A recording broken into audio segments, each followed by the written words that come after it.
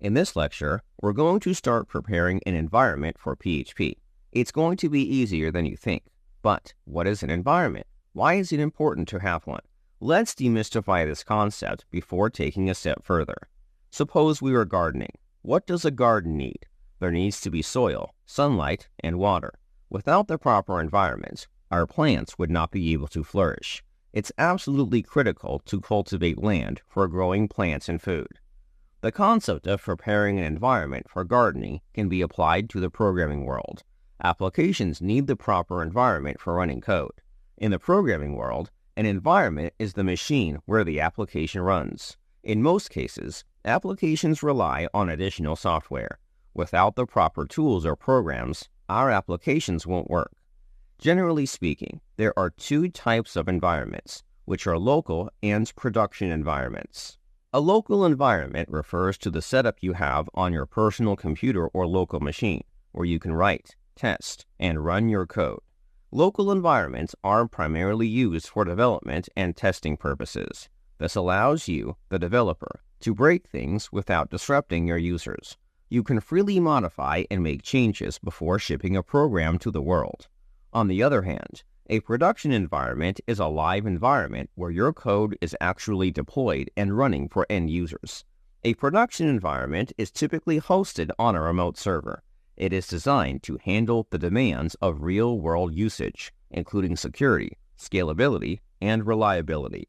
The production environment is also monitored, managed, and maintained by a team of professionals to ensure optimal performance. It's not the place to test our code. If we accidentally upload error-prone code, our users will be affected by our actions. As you can imagine, we will be working in a local environment. Setting up an environment can take a bit of time. Luckily, the PHP community has taken the time to provide solutions for quickly stirring up PHP environments. In the resource section of this lecture, I provide links to the most popular solutions. Developers have a plethora of options for installing PHP. There are dozens of programs online to easily prepare an environment for running PHP on a local machine. You may have encountered them, such as XAMPP, MAMP, or Laragon. While these programs are helpful, we're going to take a different approach. One of the links in the resource section takes you to a site called Replit. Replit is a service for creating environments for various programming languages. Best of all, our environments are completely accessible from the browser. We do not need to install programs on our machine to run PHP. I find that Replit is the easiest solution for beginners to get started with PHP. Here's what I want you to do. Create an account on Replit and log in into the dashboard. I'm going to quickly sign into my account. I'll see you in a moment. Alright, after signing up for an account, let's create an environment. Keep in mind, environments created on Replit are meant to be for development purposes. The applications built on this site are not meant to be publicly hosted for the world. In the future, we'll discuss some options for publicly hosting your app. For now, let's shift our focus to creating a new environment. At the top left corner, there's a button called Create. Click on it. A pop-up is going to appear to ask us a few questions. Firstly, we must select a template. As I mentioned earlier, Replit supports multiple programming languages. From the template option, we can search for PHP. A few options may appear. The option we're interested in is called PHP Web Server. Make sure to select this option. Otherwise, you may encounter errors when going through the course. Next, we must provide a name for our new project. Let's call it PHP Fundamentals. Lastly, let's create the project. Replit starts preparing our environment on our behalf. This process may take a few moments. Just be patient. After all has been said and done, our environment is ready. Let's make a few tweaks before writing code. At the bottom left corner, there's a list of tools available. From this section, there's an option to modify the settings of the project's code editor. In my opinion, the font size is too small. You may feel the same. On the Settings tab, there's an option for enlarging the font.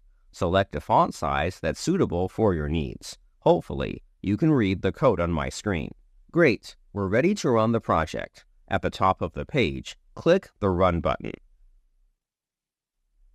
Behind the scenes, Replit takes the time to launch our PHP application. After a few moments, a new tab appears for previewing our application. The message, "Hello World," renders on our screens. Isn't that awesome? With a few clicks, we've got a working environment. Below the preview, there's a section called Console. The console is a feature we don't need to worry about. It's taking up unnecessary room on our screens. Fortunately, we can click on the Web View portion to drag it around. If we hover this section of the editor with the console, it'll get merged with the console as a tab. I recommend moving things around to reduce clutter. All we need is the file tree, code editor, and preview. Everything else will be explored as we learn more about PHP. If you have experience with PHP, you may be curious as to why I haven't mentioned Docker. Docker is a tool for managing environments on your machine. Professional PHP developers use Docker for their projects. So, why aren't we using it? The reason is simple. Docker is very complicated for beginners. I want us to focus on the basics of PHP before diving into larger, more complex tools. I consider Docker to be a great option. For now, Replit will suffice. It's time to finally start coding. For the rest of this course, I'm going to assume you have the PHP server running unless I state otherwise. When you're ready, I'll see you in the next section.